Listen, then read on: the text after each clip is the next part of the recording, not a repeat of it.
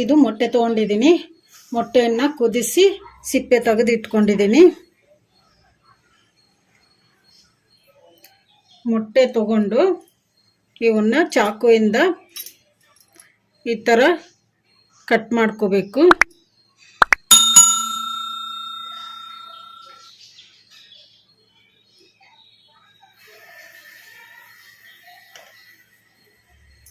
ಈ ಥರ 4 side cut ಮಾಡ್ಕೋಬೇಕು.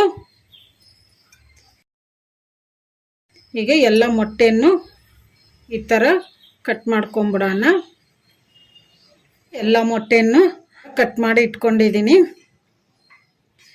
ಈಗ ಈ ಮೊಟ್ಟೆಗೆ ಮಸಾಲ ರೆಡಿ ಮಾಡ್ಕೊಂಬಿಡೋಣ. ನಾನು ಒಂದು ಬಟ್ಲ ತೊಗೊಂಡಿದ್ದೀನಿ. ಬಟ್ಲಕ್ಕೆ 1 ಸ್ಪೂನು ಖಾರ ಪುಡಿ ಹಾಕೋಣ.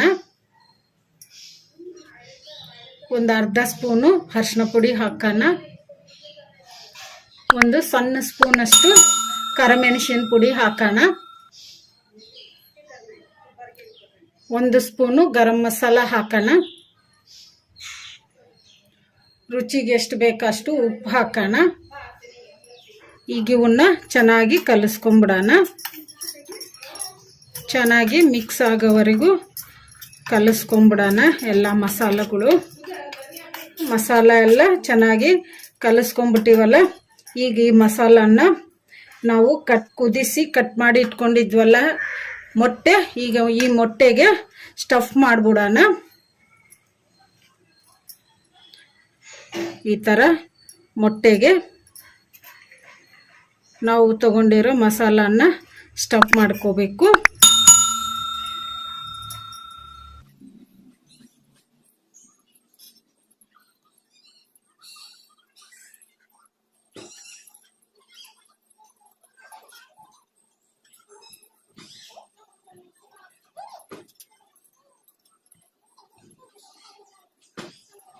ಈ ಥರ ಎಲ್ಲ ಮೊಟ್ಟೆಗೂ ಸ್ಟಫ್ ಮಾಡ್ಕೊಂಬಿಡೋಣ.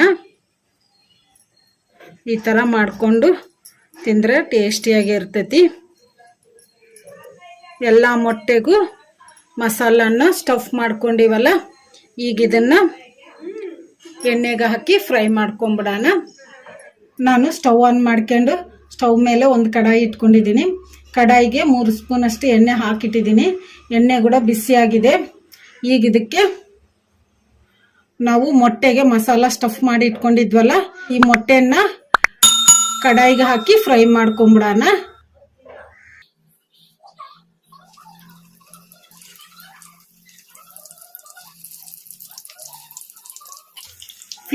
ಮೀಡಿಯಂ ಫ್ಲೇಮಲ್ಲಿ ಫ್ರೈ ಮಾಡ್ಕೋಬೇಕು.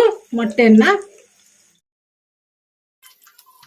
1-2 ನಿಮಿಷ ಫ್ರೈ ಆದಮೇಲೆ ಮೆಲ್ಲಕ್ಕೆ ಟರ್ನ್ ಮಾಡ್ಕೊಂತ ಫ್ರೈ ಮಾಡ್ಕೋಬೇಕು. ಮೊಟ್ಟೆಯನ್ನು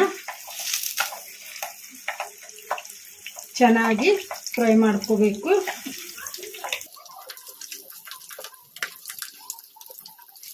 ಒಂದು 5 ನಿಮಿಷ ಈ ಥರ ಫ್ರೈ ಮಾಡ್ಕೊಂಬಿಡೋಣ.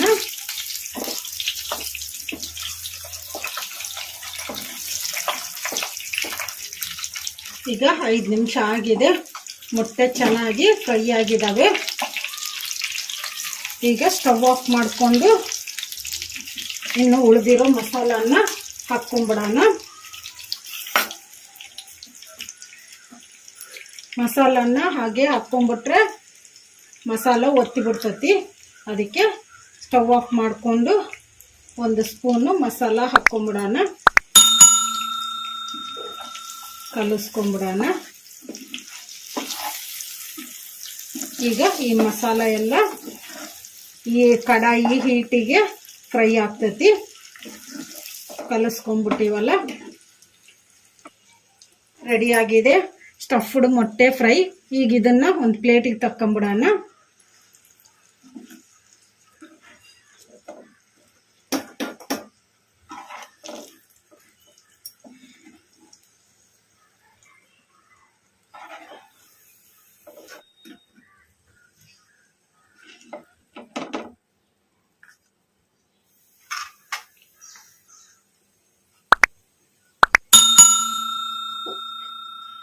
ಈ ಗ್ರೇವಿನ ಅನ್ನದ ಜೊತೆಗೆ ಕೂಡ ತಿನ್ಬೋದು.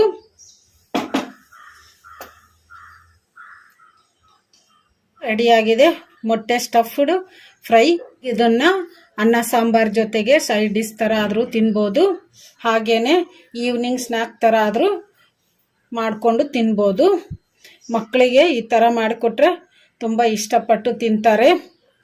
ಮಕ್ಕಳು ಕುದಿಸಿರೋ ಮೊಟ್ಟೆಯನ್ನು ತಿನ್ನೋದಿಲ್ಲಲ್ಲ, ಅಂಥ ಟೈಮಲ್ಲಿ ಈ ಥರ ಸ್ಟಫ್ಡು ಮೊಟ್ಟೆ ಫ್ರೈನ ಮಾಡಿಕೊಟ್ರೆ ಮಕ್ಕಳು ಇಷ್ಟಪಟ್ಟು ತಿಂತಾರೆ.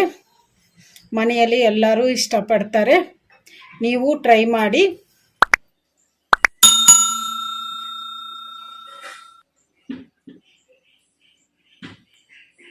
ಈ ವಿಡಿಯೋ ನಿಮಗೆ ಇಷ್ಟ ಆದರೆ ನನ್ನ ಚಾನಲನ್ನು ಸಬ್ಸ್ಕ್ರೈಬ್ ಮಾಡಿ, ಲೈಕ್ ಮಾಡಿ, ಶೇರ್ ಮಾಡಿ, ಕಮೆಂಟ್ ಮಾಡಿ. ಸಬ್ಸ್ಕ್ರೈಬ್ ಬಟನ್ ಪಕ್ಕ ಬೆಲ್ ಬಟನ್ ಇರುತ್ತೆ, ಅದನ್ನು ಪ್ರೆಸ್ ಮಾಡಿ. ನಾನು ಯಾವುದೇ ಒಂದು ಹೊಸ ವಿಡಿಯೋ ಮಾಡಿದರೂ ನಿಮಗೆ ನೋಟಿಫಿಕೇಷನ್ ಬರುತ್ತೆ. Thank you for watching.